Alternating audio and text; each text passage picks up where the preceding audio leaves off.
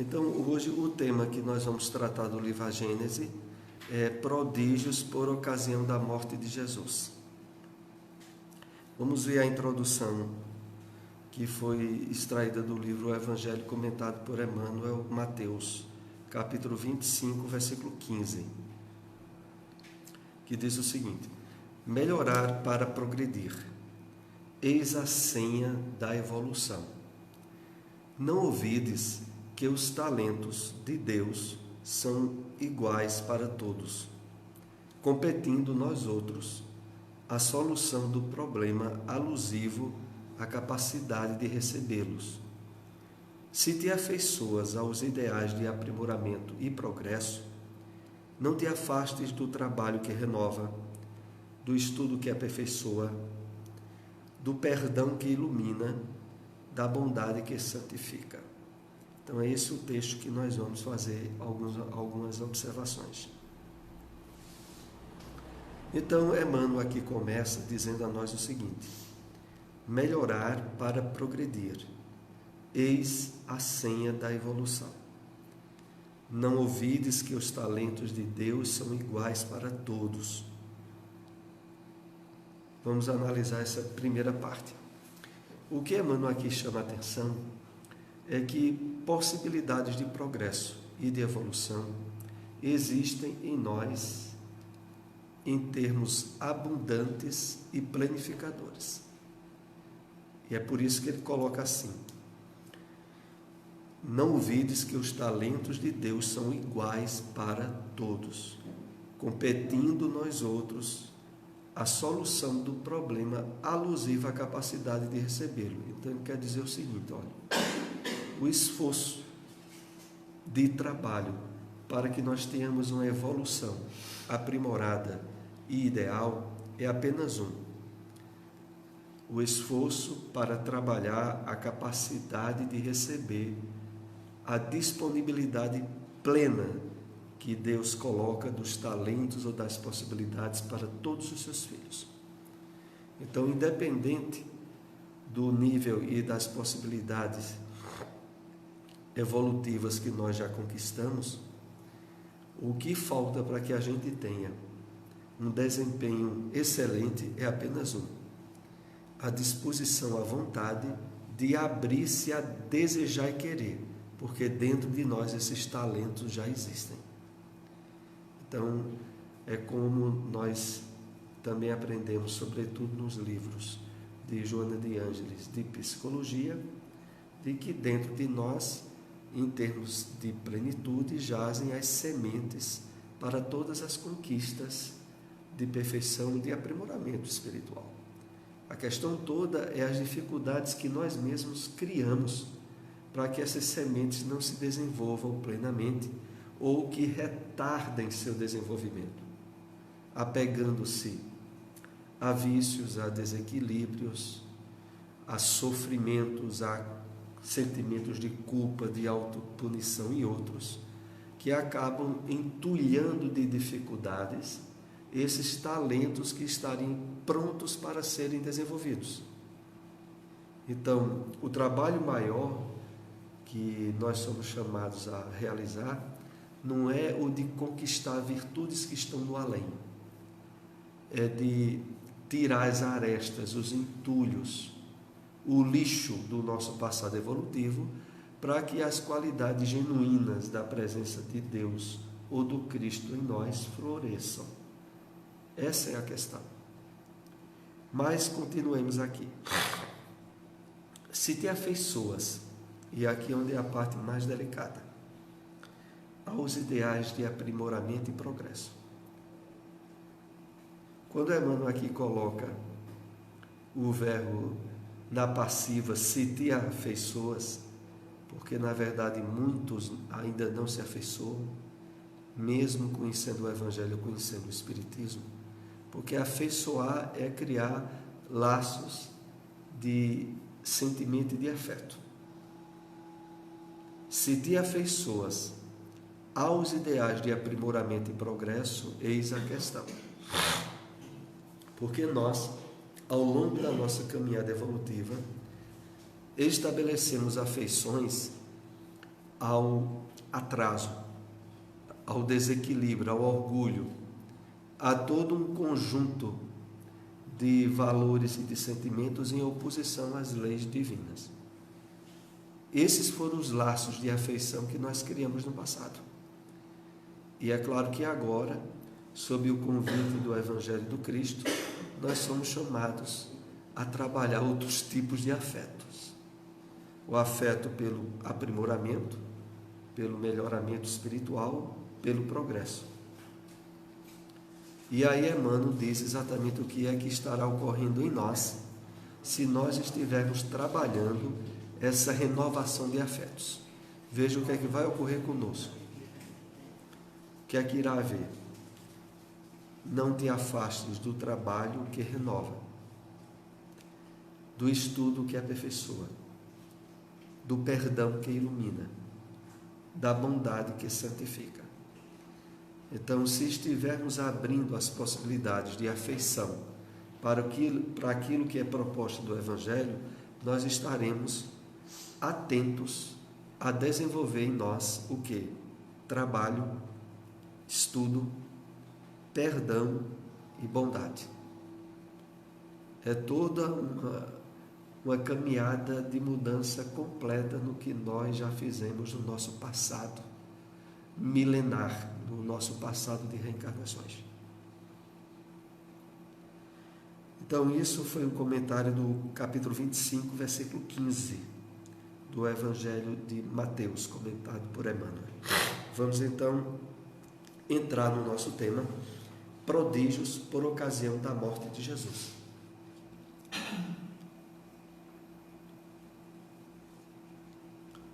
Nessa parte, o livro A Gênese vai fazer referência a uma das partes bíblicas que eu considero de maior dificuldade de entendimento, não fosse a luz trazida pela doutrina espírita, que é o que nós estaremos hoje procurando esclarecermos. Vamos ver aqui o primeiro trecho a respeito disso. É um texto que se encontra no Evangelho de Mateus, capítulo 26, que diz o seguinte: ora, desde a 6ª hora do dia até a 9ª, a terra se cobriu de trevas. O véu do templo se rasgou em 2, de alto a baixo.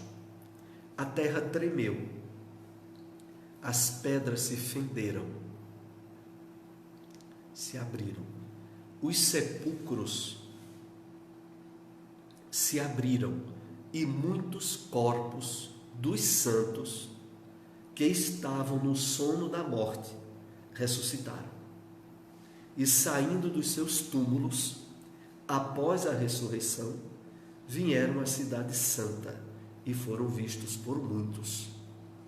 Vejam como o texto ele tem uma série de dados que a princípio parece até se chocar com o que nós aprendemos sobre reencarnação, sobre vida espiritual e sobre mesmo ressurreição, porque aprendemos que a ressurreição, tal como o apóstolo Paulo faz referência na carta aos Coríntios, é a ressurreição do corpo espiritual, não é a ressurreição do corpo físico. E aqui o texto a princípio parece se referir à ressurreição do corpo físico, porque diz o seguinte, vou voltar aqui para a gente perceber bem o que é. Primeiro diz que houve trevas, o céu se escureceu entre a 6ª hora e a 9ª hora, quer dizer, em pleno dia. O véu do templo se rasgou em 2. Vamos depois entender o que é esse véu do templo que se rasgou em 2. Foi na morte de Jesus. Após a crucificação de Cristo. As pedras se fenderam, os sepulcros se abriram e muitos corpos dos santos que estavam no sono da morte ressuscitaram. E saindo dos seus túmulos, após a ressurreição se refere a esse fenômeno, vieram à cidade santa, a Jerusalém, e foram vistos por muitos. O livro A Gênese diz o seguinte: É singular que tais prodígios, tais fenômenos maravilhosos, no momento mesmo em que a atenção da cidade se fixava no sepulcro de Jesus, que era o acontecimento do dia, não tenham sido notados, pois que nenhum historiador os menciona. O livro A Gênese começa nos chamando a reflexão de que esse texto bíblico ou faltaria com certa verdade ou deveria ser entendido de uma forma diferente. Continuemos. Quanto aos mortos que ressuscitaram, possivelmente algumas pessoas tiveram visões e viram aparições, o que não é excepcional. Entretanto, como então não se conhecia a causa desse fenômeno, supuseram que as figuras vistas saíam dos sepulcros. Isso está no livro A Gênese. Nós trouxemos um livro para complementar o nosso entendimento hoje desse texto. É esse livro aqui chamado O Evangelho Sem Mistérios Nem Véus, de J. Moutinho. É uma edição publicada há algum tempo pela Federação Espírita Brasileira. Ele faz dos textos bíblicos interpretados à luz da codificação kardeciana, ele faz um aprofundamento sobre várias partes, inclusive aquelas de certa dificuldade de entendimento, como essa que nós iremos tratar hoje.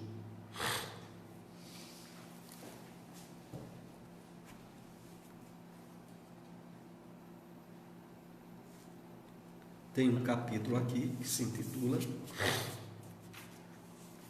Véu do Templo. Véu do Templo. Então, desse capítulo Véu do Templo, que se refere a esse texto que vocês ouviram, está em Mateus 27, 51 a 53, o versículo.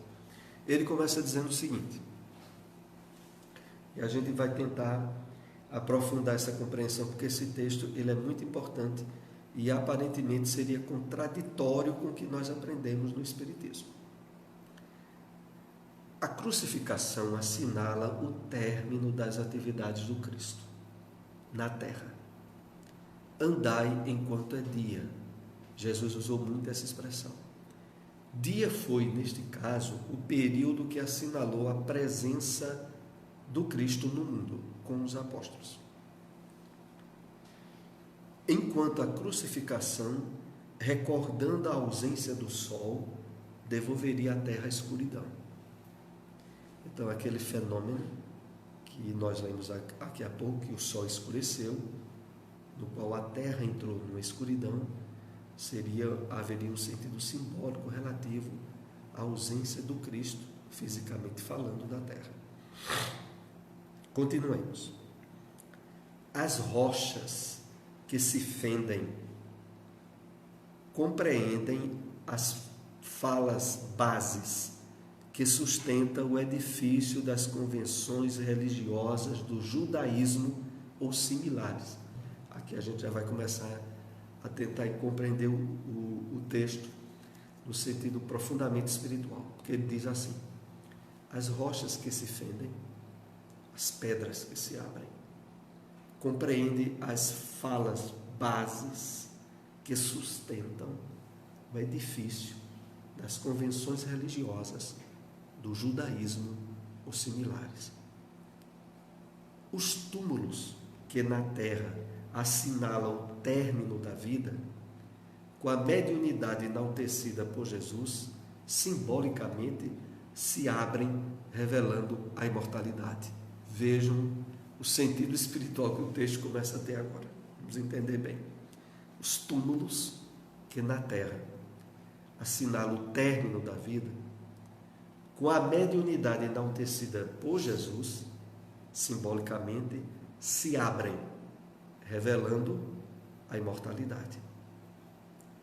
Então, aqui a gente começa a perceber uma ligação profunda de os túmulos se abriram e os mortos ressuscitaram, como o próprio fenômeno mediúnico que possibilita o retorno dos chamados mortos através de provas irrefutáveis pela mediunidade. Matou a morte. Matou a morte. Exatamente.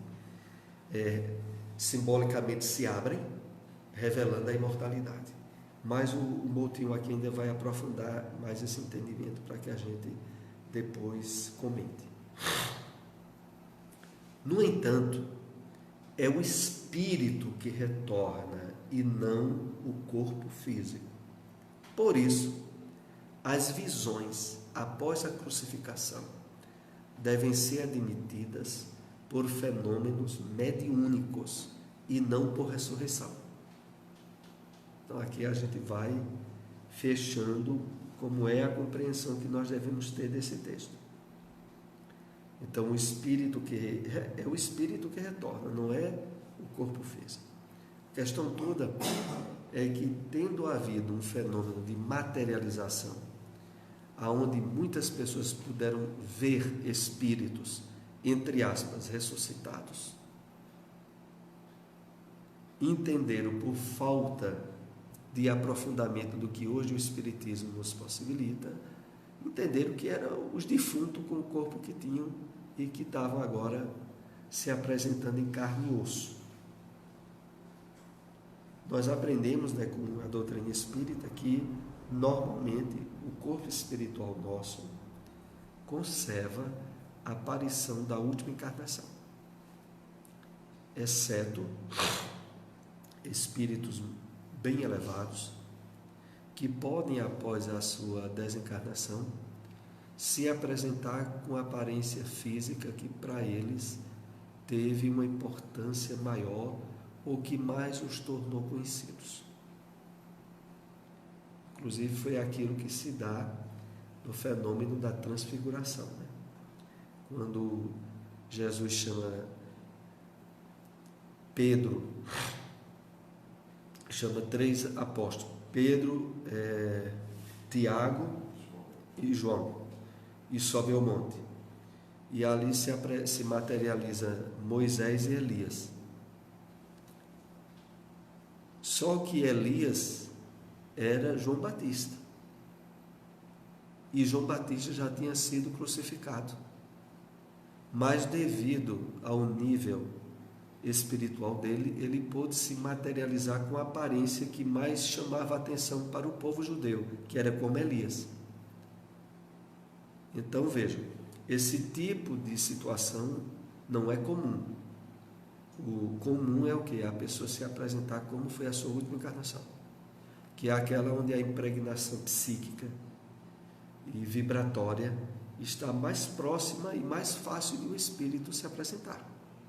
Ora, para quem não tem a menor ideia do que é corpo espiritual, do que é mediunidade, se uma pessoa que morre aparece ela, e de uma forma muito evidente que é ela, com o corpo que ela está, facilmente iriam deduzir que houve o quê? Uma ressurreição. Ela saiu do túmulo com carne e tudo. Só que a carne aí é o corpo espiritual, que dependendo das possibilidades de materialização, pode ter características muito semelhantes à de alguém encarnado, mas não é mais alguém encarnado. É um espírito que se materializa em um fenômeno que é muito estudado na doutrina espírita, que é a mediunidade de efeitos físicos. Então, voltando aqui do texto, ele diz assim: por isso, as visões do Cristo após a crucificação devem ser admitidas por fenômenos mediúnicos e não por ressurreição. Continuemos. As cortinas alegóricas, ou o véu do templo, que não diz assim, o véu do templo se rasgou de cima a baixo, em 2 partes. Ele aqui vai analisar. O véu do templo, que separam as 2 faces da vida, ocultando a imortalidade do espírito, e vida organizada noutra dimensão, sob o imperativo dos ventos da conscientização cristã, rasgam-se de alto a baixo, denunciando com a mediunidade sublimada as infinitas moradas do Pai. Vejam que coisa. Então, aquele texto diz: e o véu do templo se rasgou de alto a baixo, seria o quê? A constatação evidente da realidade do mundo espiritual, do outro lado do véu, ou na dimensão vibratória espiritual. O texto mesmo diria o seguinte, que há pouco eu li para vocês: e eis que o véu do templo se rasgou em duas partes, de alto a baixo. O sol escureceu, a terra tremeu, fenderam-se as rochas. Então vejam, esse texto, ele tem o seguinte entendimento: as cortinas alegóricas eram um símbolo, ou o véu do templo, que separa, inclusive, essa questão do véu do templo, ele é usada de maneira muito significativa pelo apóstolo Paulo também na carta aos Coríntios. Ele diz mais ou menos o seguinte, que permanece um véu que oculta, ele usa outras palavras, a compreensão ou entendimento do Cristo para os judeus. Na carta aos Coríntios, Paulo usa uma linguagem bem significativa sobre isso. Permanece um véu que, para ser retirado, só é possível através da fé no Cristo. Ou seja, vejam só, esse mesmo véu que impedia os judeus de entenderem que Jesus era o Messias, é o mesmo véu que permanece até os dias de hoje no entendimento da maioria dos cristãos. E vejam por quê. A maioria dos cristãos, e inclusive, por exemplo, os judeus não aceitam a Jesus, permanecem esperando o Messias. Os cristãos, a sua grande maioria, não abertos ao entendimento da mediunidade e da realidade do mundo espiritual, permanece um véu que lhes oculta a compreensão profunda do Evangelho do Cristo. Isso só é possibilitado através do Espiritismo. É claro que o apóstolo Paulo deixava de forma muito bem clara que a fé real, verdadeira em Jesus abria essas possibilidades do véu. E por que essa verdade que o apóstolo Paulo colocou ainda é tão válida para os dias atuais? Porque nos dias atuais, a dificuldade, o impedimento maior que as pessoas têm de aceitar a revelação espírita é o orgulho, o egoísmo, os valores de ordem material que ainda imperam muito na maioria dos cristãos. Essa era a mesma dificuldade que os judeus tinham para aceitar Jesus. Hoje em dia é a mesma dificuldade que tem muitas pessoas que chegam a dizer o seguinte: nem que me provassem que os mortos se comunicam, eu acreditaria. Muitos cristãos têm isso de forma muito radical. E quando alguém tenta provar a eles que existe reencarnação ou que existe vida espiritual, eles vão dizer que a pessoa está sob a inspiração do demônio. Ora, era o mesmo argumento que os judeus usavam contra aqueles que aceitavam a Jesus. Era de que eles também estavam sob o poder do demônio. Quando algumas vezes chegaram a dizer que o próprio Cristo curava pelo poder de Satanás. Então esses mesmos argumentos continuam havendo nos dias atuais.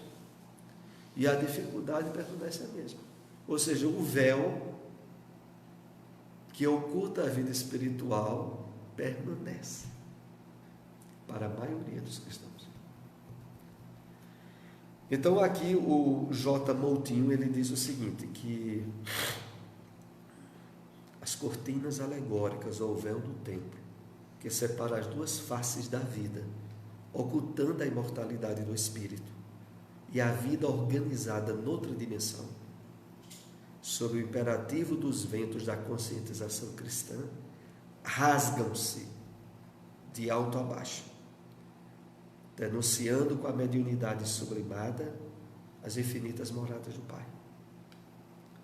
Então, essa questão de o véu do templo se rasgou de cima a baixo era o quê? A revelação do mundo espiritual, de forma clara para todos os cristãos, que agora pela mediunidade se abriam as possibilidades de um novo entendimento. Mas continuemos ainda aqui.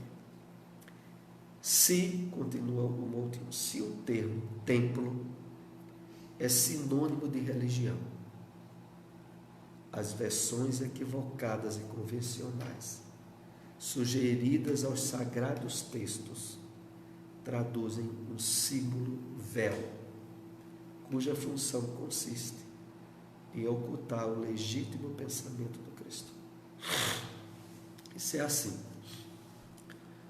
Na medida em que as pessoas conservam os valores que lhes prendem ao materialismo, aonde o orgulho, a vaidade e o egoísmo predominam, se estabelecem véus em relação à vida espiritual, em relação aos valores do espírito, que para elas é uma realidade que não existe. É por isso que, na medida em que nós, de fato, vamos levando a sério a revelação espírita, não há como não nos tornarmos mais espiritualizados. Porque os valores que a doutrina espírita traz consistem de forma profunda numa renovação de entendimento para a realidade transcendental, para o mundo espiritual. Em oposição a isso, aqueles que se colocam abertamente contra se tornam o quê? Materialistas, né? Mesmo que sejam cristãos. Pelo menos no entendimento desse texto, materialista em querer preservar o véu. E é bom aqui lembrarmos que o véu aqui é sinônimo de cortina, de neblina, de fator que dificulta ou impossibilita a visão do outro lado.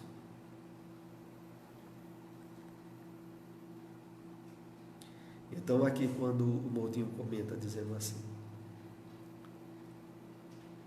as versões equivocadas e convencionais sugeridas aos sagrados textos, olha, versões equivocadas e convencionais aos sagrados textos, a Bíblia, traduzem o símbolo véu, cuja função consiste em ocultar o legítimo pensamento do Cristo. Entendamos assim, não há como a pessoa vivenciar o materialismo, o orgulho, o egoísmo e ela ter a legítima compreensão dos textos do Cristo. Porque a própria maneira dela viver estabelece véus, bloqueios, impedimentos para que perceba o verdadeiro sentido do Evangelho do Cristo. O que abre a qualquer espírito encarnado ou desencarnado a compreensão da realidade da vida, ou mesmo a compreensão do Evangelho do Cristo, é humildade, resignação e todo o conjunto de virtudes que decorrem disso. É por isso que não há problema nenhum para um espírito, por mais ignorante que seja na sua última encarnação, dos valores espirituais da vida, ele desencarnar, se ele tiver as virtudes estabelecidas no seu comportamento, de ele desencarnar e facilmente se adaptar ao mundo espiritual. Porque ele levará para o mundo espiritual a virtude ou a qualidade indispensável para compreender tudo, a humildade, que aliás é o mais difícil para aqueles que se identificam com o materialismo e que estabelece os bloqueios de não aceitar uma realidade que seja fora dos sentidos físicos dele. Essa é a questão. E é por isso que o Espiritismo coloca de forma bem clara de que a nossa situação, o nosso estado espiritual depois da morte do corpo, não tem a ver com a religião que a gente siga, mas tem a ver com as virtudes que a gente tenha desenvolvido. Sobretudo, a virtude básica de todas elas, que é a humildade. Se a gente tiver trabalhado a humildade, problema nenhum. Onde a gente chegar, a gente está habilitado a compreender tudo, a superar as dificuldades. Agora, se a gente chega com orgulho e com prepotência, bote problema nisso. Porque aí, mesmo tendo, como ocorre às vezes, mesmo tendo muito entendimento da vida espiritual, mas não tendo superado desequilíbrios morais ou atitudes e comportamentos ligados ao orgulho e ao egoísmo, a pessoa, onde ela chegar, ela está desajustada.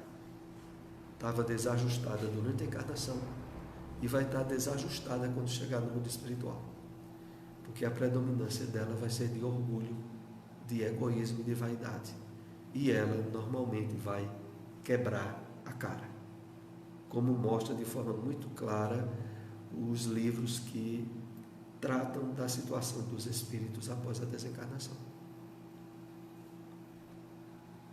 Vamos aqui para o último texto que extraímos desse livrinho que eu vou mostrar aqui para o pessoal que nos acompanha pela internet, o Evangelho Sem Mistérios Nem Véus, que comenta o texto aqui do livro A Gênese.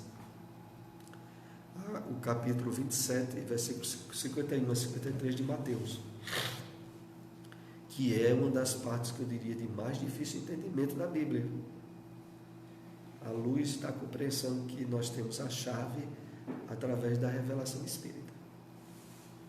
E aqui ele conclui dizendo o seguinte: se as portas simbólicas da mediunidade se fecham,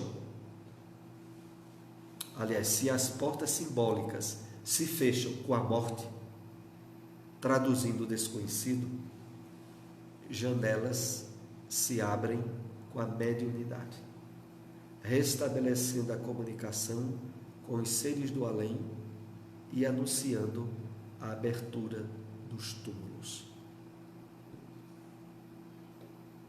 Vejam que texto significativo na compreensão dessa referência do Evangelho de Mateus. Vejam só. Se as portas simbólicas se fecham com a morte, que as portas simbólicas são aquelas constituídas pelas projeções dos nossos sentidos físicos, a realidade temporária da matéria, que para muitos é a única realidade que existe. Então, se essas portas se fecham com a morte, traduzindo o desconhecido, e aí ele complementa dizendo: janelas se abrem com a mediunidade, restabelecendo a comunicação com os seres do além e anunciando a abertura dos túmulos. Então, na verdade, voltando aqui ao texto para a gente encerrar a nossa explicação, quando diz aqui, os sepulcros se abriram, fenderam-se as rochas, e os corpos de muitos justos ressuscitaram, saindo de seus sepulcros.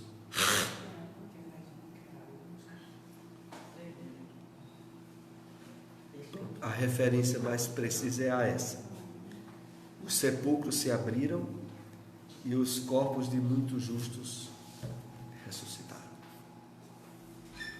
De fato, no entendimento espírita, ressuscitação do corpo espiritual e constatação, através da mediunidade, da abertura dos túmulos, tal como ocorre de forma habitual, constante, nas atividades mediúnicas nas casas espíritas. Então, esse texto todo, ele tem um significado importante, porque ele vem quebrar, possivelmente, bloqueios ou estratificações que nós conservamos durante muito tempo a respeito da sobrevivência da alma depois do túmulo. Eu faço essa referência pelo seguinte: possivelmente a maioria de nós já teve uma leitura e uma compreensão da Bíblia de forma literal, aonde continuava a presença e a conservação desses véus que faziam com que muitos textos bíblicos parecessem inclusive contraditórios. Agora, com a revelação espírita, esses textos deixam de ser contraditórios e apresentam sempre um conteúdo de indução moral, espiritual, mais importante e profunda para nós refletirmos, raciocinarmos e vivenciarmos de acordo com esse conhecimento. Agora, explicar, na época que eu era evangélico, quando eu leio esse capítulo, esse texto, aí pela a concepção de hoje, o que apareceu, porque as terras, os túmulos se fenderam. Isso é uma analogia, né? Porque o que vai aparecer de fato para as pessoas foram os espíritos, a visão mediúnica de muitos, né? Então não apareceram corpos, matéria. Porque assim, até na ciência, isso não pode acontecer. É contra a ciência. Os corpos formaram corpos. E as pessoas formaram, como era a pessoa da época, eles apareceram em espírito que as pessoas conheciam, que Suárez me explicou. Né? Como, digamos, eu conhecia determinada pessoa que já havia morrido, né? Aí a pessoa vai e aparece o espírito dela. Né? Aí isso aparece na Bíblia. Agora, se for explicar uma evangelho, ela saiu passada uma mulher, quando Jesus vier, ela disse que vai ser os carros um batendo o outro, porque os motores vão ser arrebatados, aí os carros vão ficar se governar na rua. Ele vai trazer a escola. Aí os aviões, e ela disse assim, você sabe isso, Antônio? Deus está certo. Os aviões, os pilotos serão arrebatados, os aviões caem, tudo é terra. Aí eu disse, mas já imaginou que caos seria? O cara lá todo dirigindo, achando que o motorista, os evangélicos, foi arrebatado. E aquelas pessoas que não puderam, que também com ele, no carro, nem todo ali, na concepção deles vão, aí quando fica dentro daqueles carros, eles ficam batendo um meio do outro. E já imaginou o que trânsito seria? Aí o Deus da vida, né, que é tudo bem equilibrado, tudo bem coordenado, ele permitiria isso acontecer? Só da cabeça uma pessoa que aí precisa de entendimento. Aí nisso, quando a lê se depara com um texto desse, aí vai pensar que os corpos, assim, como eu estou aqui, E que os túmulos vão se abrir. que os túmulos é uma linguagem alegórica, né? Os túmulos fenderam, os véus, os papos se abrem, se abrem. É o nosso entendimento que se abre, né? Quando a gente entende as coisas, o véu cai, né? Da ignorância. Em relação a isso, tem um caso bem interessante contado no livro Depoimentos Vivos, de Divaldo Pereira Franco, que é um livro onde narra diversas comunicações mediúnicas que teve em reuniões nas quais Divaldo participou. E um dos espíritos que se comunicava expressava o sofrimento que ele estava, porque ele não admitia abrir os olhos no túmulo, porque para ele a ressurreição que havia era a ressurreição de corpo físico, com osso, tripa e tudo. E aí o orientador da reunião explica no livro, né, que se tratava de alguém que havia, durante a última encarnação, estabelecido as convicções de fé religiosa no grupo dos nossos irmãos testemunhos de Jeová. Agora veja, na verdade, não é exatamente um problema consentâneo ao entendimento errado da Bíblia. Na verdade, a dificuldade que, por exemplo, um espírito desse apresenta tem muito a ver com a conduta moral que ele teve, não é exatamente pelo fator religioso. Porque se a pessoa, independente da crença, ela tiver realmente bem estabelecido nela virtudes como a humildade, a resignação, a fé em Deus, na providência divina, de fato, ela está aberta a qualquer ajuda onde ela estiver. Agora, quando a pessoa deu muito campo ao orgulho, à vaidade, etc., e junta isso à má informação religiosa, e aí gera uma situação como a desse espírito. Mas a hora ali já é chegada e nós vamos encerrar os comentários do nosso estudo de hoje.